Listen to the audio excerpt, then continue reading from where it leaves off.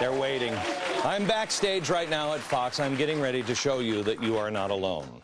This is your country. You're still in control, but it seems today like nobody gets it. You know, you've lived your life in a responsible way. You didn't take out a loan that didn't require any kind of proof of income, yet now you're being forced to bail those people out. You've been concerned about this country through the last administration and this administration. If you're like most people, both administrations, it's not about politics. You actually believe in something. And you thought for a while there your politicians did as well, and now you kind of realize, well, maybe they don't. When you come home after a hard day at work, all you want to do is put your feet up. All you want to do is just relax and just watch a little television, catch up with what's happening in the world. But every time you turn that television on, it just seems like the whole world is spinning out of control.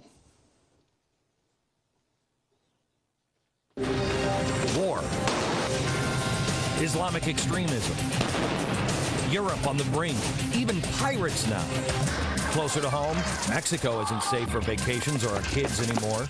6,000 were killed or beheaded on our border just last year. And Phoenix now has the second highest rate of kidnapping in the world. Our companies face new union mandates, a global cap and trade, and the second highest corporate tax rate in the world. All the while, politicians wonder why jobs are going overseas.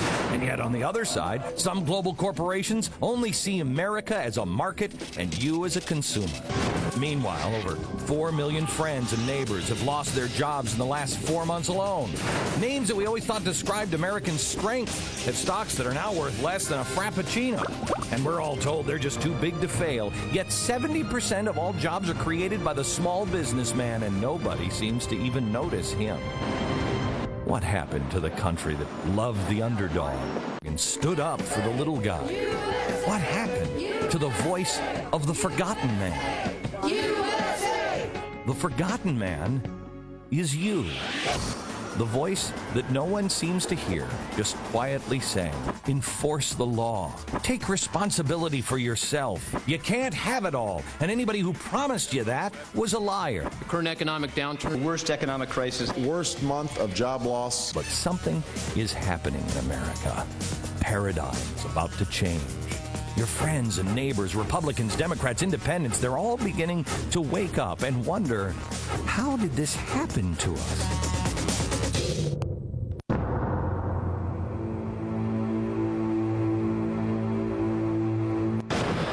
19 men lay awake all night in preparation. On September 10th, Americans were playing politics, and they had chosen to bury their heads in the sand and ignore the coming threat.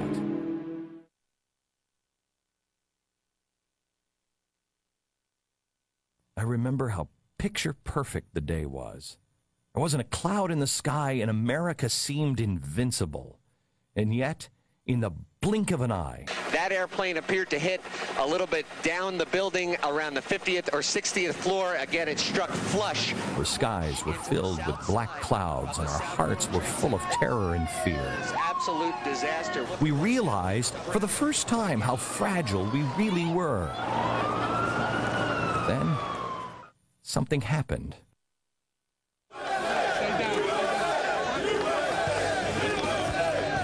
We came together, and we promised ourselves that we would never forget. On September 12th, and for a short time after that, we really promised ourselves that we would focus on the things that were important. Our family, our friends, the eternal principles that allowed America to become the world's beacon of freedom.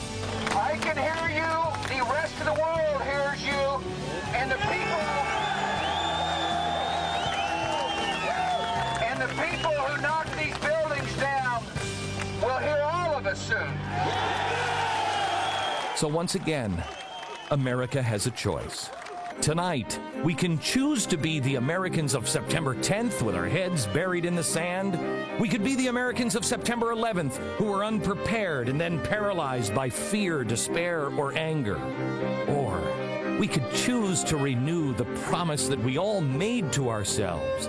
By the end of this hour, you will be asked once again, choose. Will you commit yourself to really live America's time-tested values and principles? Will you with fierce determination and malice towards none. Be a watchman at the gate to alert those still asleep to rise up and be America's next greatest generation. You know, many in Washington, left and right, want to convince you that they're the solution. I happen to believe that them being the solution is the problem.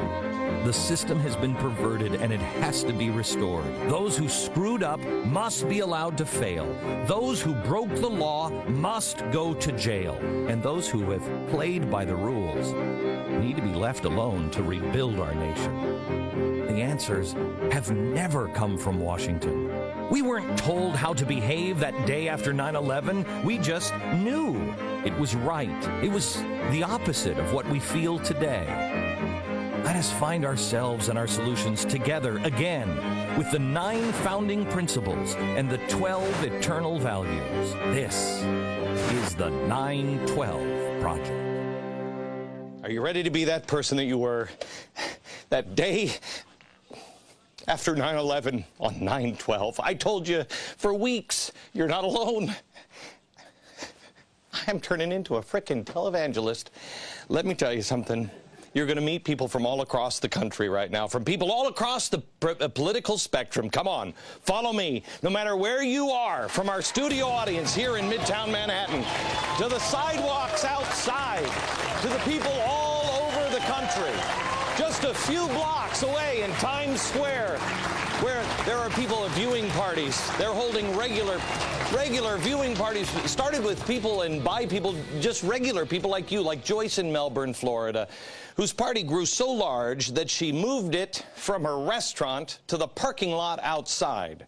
To the gatherings in Noah's in South Jordan, Utah, to homes in Golden Valley, Arizona, and Brewer, Maine, to the Garage Bar in Columbus, Ohio, and virtually every small town and big city in between in this great nation.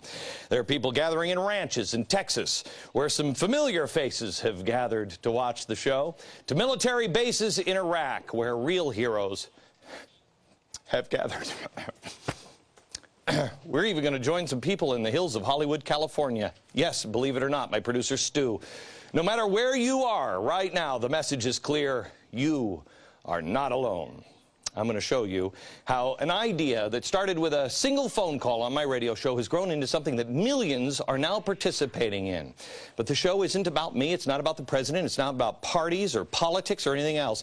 It is about proving that the real power to change America's course still resides with you. You are the secret. You're the answer. I'm sorry. I just love my country.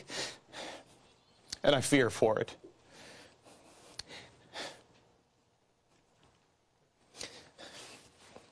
And it seems like the voices of our leaders and special interests and the media, they're surrounding us. It sounds intimidating. But you know what? Pull away the curtain. You'll realize that there isn't anybody there. It's just a few people that are just pressing the buttons, and their voices are actually really weak. The truth is, they don't surround us. We surround them. This is our country. A few weeks ago, I asked you to send in your picture if you believed in the principles. Well, I got to tell you, the response was so overwhelming that you shut our servers down. Here at Fox News, you shut the servers down 5 times. The results of the email is this.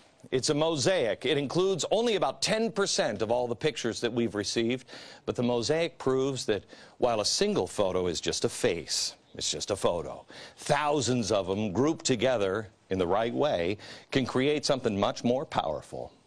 We're also going to introduce you later to a brand new website that I put together. It's called the 912project.com. This is a place where you're going to find continual updates on stories and people that prove that you can solve any problem if you just use values and principles, and they are still very much alive in America.